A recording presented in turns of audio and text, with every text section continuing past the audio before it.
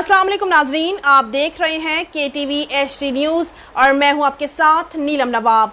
आइए चलते हैं आज की इलाकाई खबरों की तरफ।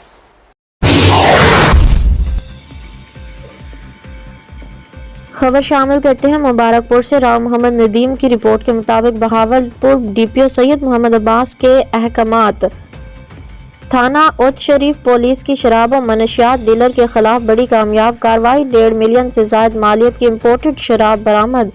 DPO सैयद मोहम्मद अब्बास की कमांड में बहावलपुर पुलिस की मनशियात और शराब फरोशों के खिलाफ जारी क्रैकडाउन में मजीद तेजी।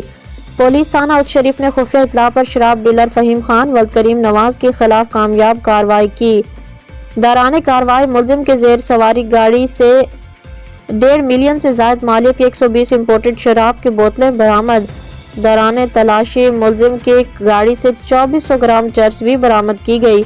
मुलजिम लोधी कॉलोनी जिला मुल्तान का रिहायशी और मुख्तलिफ अजला में शराब और मंशियात सप्लाई करता था।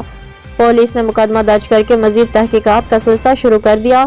गिरफ्तार मुलजिम के पूरे नेटवर्क को बेनकाब करके जेल की सलाखों के पीछे पहुंचाया गया।